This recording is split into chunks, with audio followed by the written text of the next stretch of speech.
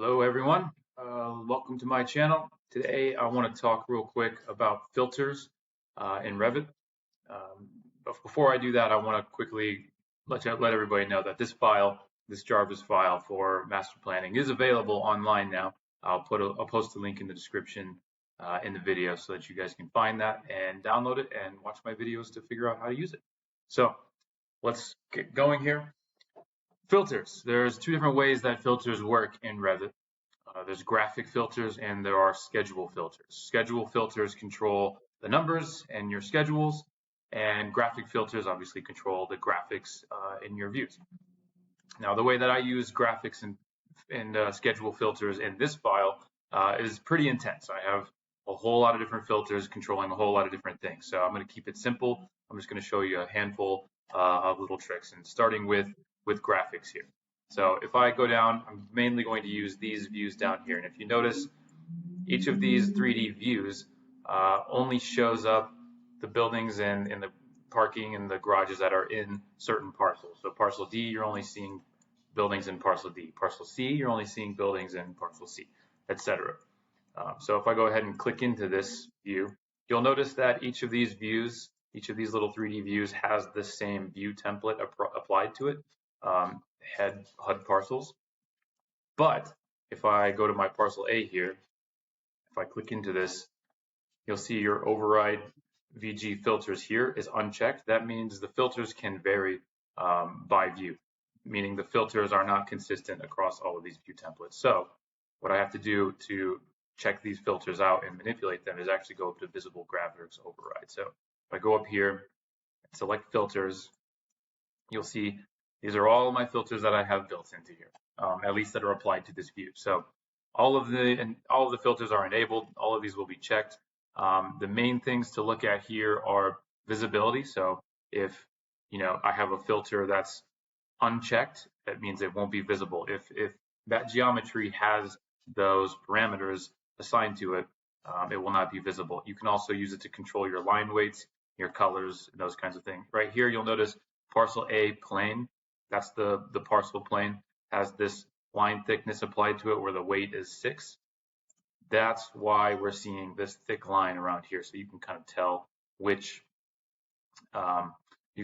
parcel is actually being represented here.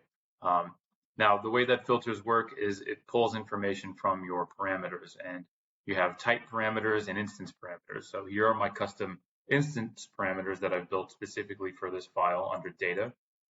But also I have custom type parameters under data here under the type. So when you go into your filters, you're going to see all of these are parameters. This is just the name of the parameter shown here. And you'll see parcel B, parcel C, parcel D, E, and F. Those are all turned off visibly. That's why you're only seeing parcel A show up here. Now, if I were to go in and turn on parcel E, for instance, visibility check, you're going to see parcel, and you're going to see that parcel show up here. And it's going to control basically everything, your parking and all that stuff, because the parking also has these parameters applied to it. So undo that. Now, the other thing that I want to show you is in our main view up here, you'll notice that the parking is actually colored, and that is not a part of the family. Now, on the building masses, these are just materials. There's no filter controlling those, but there is a filter controlling the color of these parking spaces because I want to know which parking space is allocated to which use. And the use in the parking on these parking families is a instance parameter. So hotel, residential, and if I go into the filter for this main view here, you'll see parking grocery. If it says grocery on it, this pattern is going to be changed to a solid red along with the line. So that's how you're seeing these colors show up.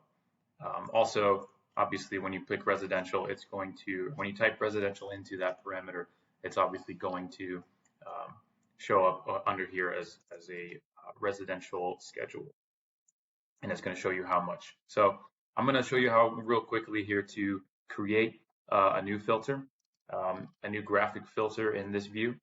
So if we go into visibility graphics here, I'm going to create a new filter. So filters, we can either go to add right here, and you'll see this is all of my filters that I have to select from that I've created in the project. You can either click edit new here, or you can just click it straight from here. Down here is where you can duplicate, delete, rename, etc. So I'm going to click new, filter one, just for now. I'm going to say that's okay, name it. And down here, these are the different family types, and I'm going to check none because I want to make sure nothing is checked. Since we're dealing with these ceiling masses, I'm going to check ceiling, and you can create a filter that can apply things to multiple families, but for now we're just going to say ceiling, and I'm going to say cost. So, and don't worry about these other things. I'm keeping this very simple. I'm going to say cost. Right here, you say equals. You can say do not equal, is greater than, is greater equal to, has no value. There's all these things you can play around with, but for now we're going to go cost equals and 0. Okay, and I'm going to go okay. And I've created that filter, but now I need to add it. I need to add it to this view. So you select this filter here, boom, you're going to see it pop there. And you can move this up and down if you're trying to organize. I'm going to move it to the top there, and I'm going to just leave everything the same for now. If you notice, if I select one of these ceiling families for the mass, the cost does equal 0 in here. So that filter is grabbing whatever cost that equals 0 and adding an effect to that. So if I go to filters and uncheck visibility here, let's see what happens. It's going to remove all of the ceilings from this view that has that 0 value applied to the cost. Now let's leave it on here, and I want to show you also how we can change some other things, the line, the color, the weight. You can mess with all of these. I'm going to just say 11 for the line weight, and you're going to see all of this stuff become super thick. So that's how you work real quickly with these filters. I'm going to go ahead and just delete this new filter, and we're back to where we started. So there's that. Next, I want to talk about schedules, filters and schedules. So if I open up this main schedule here, that shows kind of only these values for parcel A. I want to show you similarly in parcel A. Over here under other, you'll see your filter here. These work differently than your graphics filters. These are filters that you have basically these filters to choose from, and you start at the top and work your way down. You can't, unfortunately, build any more filters than this. So mainly what I want to show you is this is showing parcel A. So yes, we only want to see data that's assigned to the buildings. We don't want to see the actual parcel plane show up here. So we say the use does not equal parcel. And just to show you quickly, that's because I don't want the square footage of this family showing up.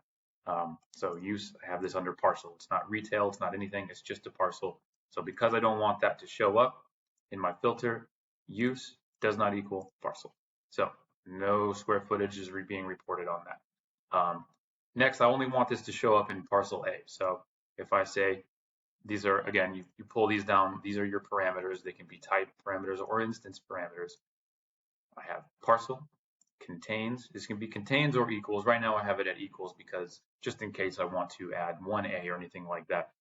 Contains A, which means it's only going to show parcels that contain A.